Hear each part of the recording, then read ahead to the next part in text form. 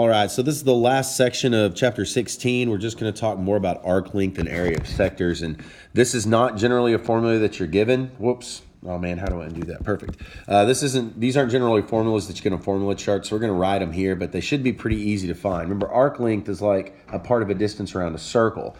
So we're going to use that central angle over 360, but it's times the circumference formula, 2 pi r. Area is obviously area, so we do the same, x over 360, where x is the central angle, times pi r squared. So that's what we're going to be doing today.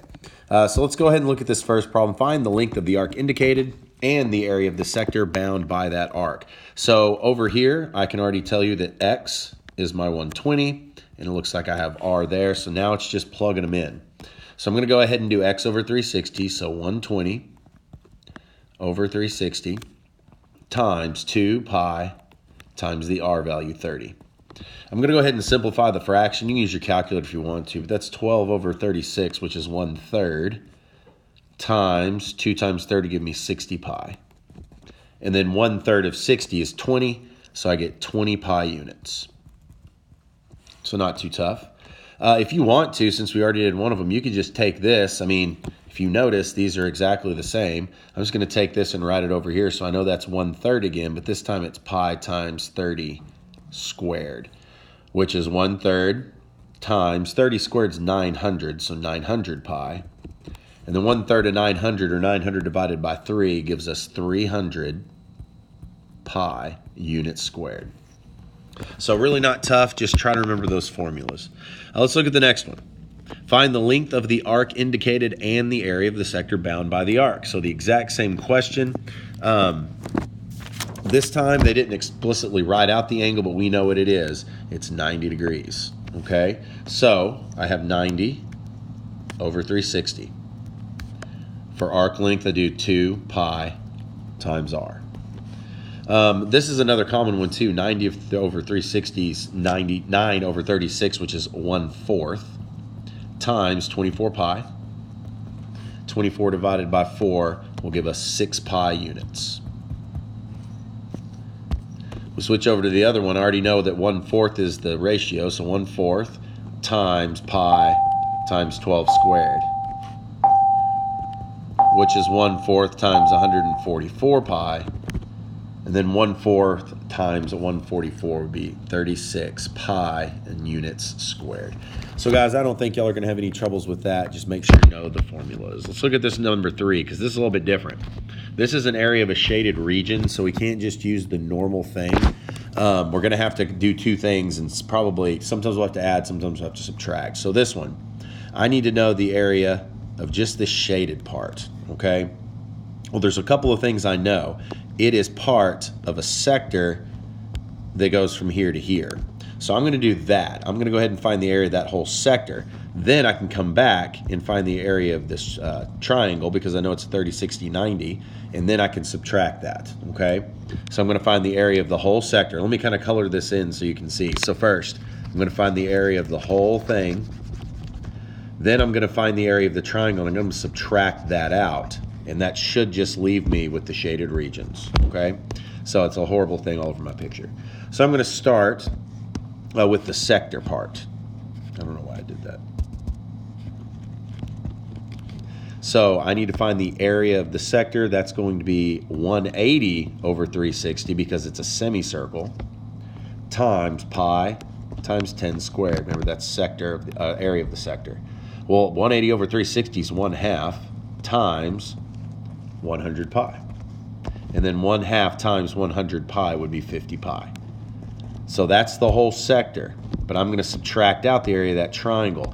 Now I'm going to look at this triangle for a second. Let me erase a little bit here. I think it's this one.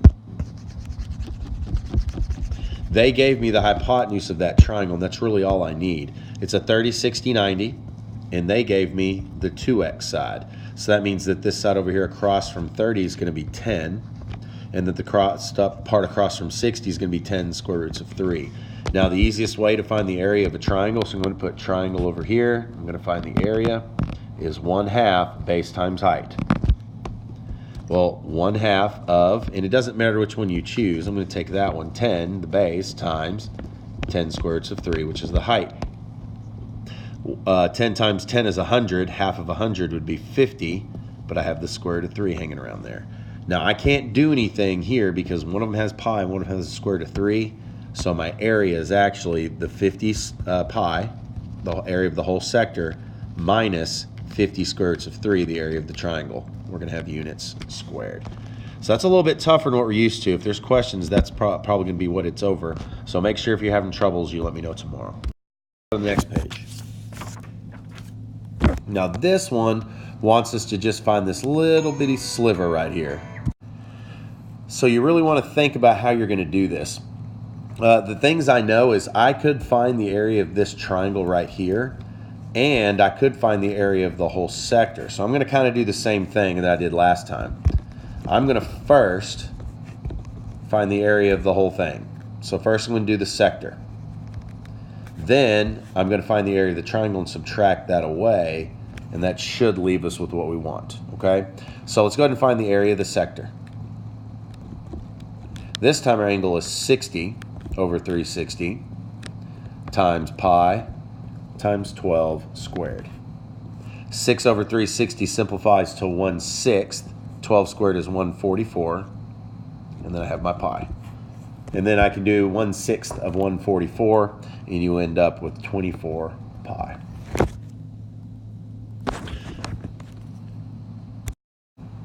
So the triangle's a little bit tougher, and I'm going to draw it over here for you. I'm going to draw it in a different way. This is like O, that would be A, and that would be T. So I know this is 12, and I know this is 12, because they're both diameters. And they also told me that that arc is 60 right here, so this central angle was 60. But since it's isosceles and one of the angles is 60, these have to be 60 also. So if I draw in a height, and that means that's 12, I can find the area of that triangle. I can use 1/2 base times height again. So this is a 30, 60, 90. So again, they gave us the 2x. So I know this side is 6, which means the side we need is going to be 6 square roots of 3. So there's your height, there's your base. Now we can find the area. So the triangle. I have 1/2 of the base, 12, times the height, 6 square roots of 3. Let's see, 12 times 6 divided by 2 would give me 36 square roots of 3. Of course, I can't combine those again, so I have 24 pi minus 36 square roots of 3 units squared. That's, again, pretty tough. It's really probably hard in the triangle department. The sectors aren't really that bad, so just be careful when you're solving that and don't use the wrong bases or heights. The last one, this one wants the area of the whole circle except for one little piece. So that can be pretty tough. And the way we're going to do it's kind of weird, okay? I'm going to go ahead and go from the center, and I'm going to draw a radius from the O to A and O to T, okay? So I'm going to find the area of all of this first, okay? So I can do that. I know that around that arc, if I go from T all the way around to A, that it's 300 degrees. So I can set up that equation. Then I'm going to find the area of this triangle, okay?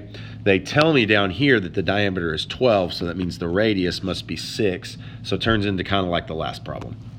So I'm going to find the area of the sector first. Our angle's 300 over 360 times pi times 6 squared, okay? 300 over 360 is really 5/6. It's 5/6 times 36 pi, and it actually works out nicely, and you get 30 pi. So we've got that big section. Now we just need to do the triangle. So I'm going to draw the triangle over here. I'm going to draw it upwards like this. I know the radii were both 6, and I know this is 60 degrees again, so it's a lot like the last one. So that means the base is also 6, which means this is 3, which means the height's 3 square roots of 3. So now I've got everything I need. So the triangle, I have 1/2 of the base times the height.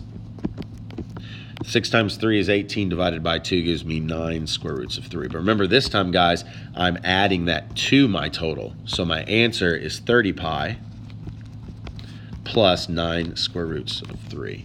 And that's going to be units squared. So guys, those can be tricky. We can spend the whole class period talking about those tomorrow if we need to. But give them a try. I think one of the harder pieces is thinking, how am I going to find the areas? What am I going to add or subtract? So do your best, and I'll see you tomorrow.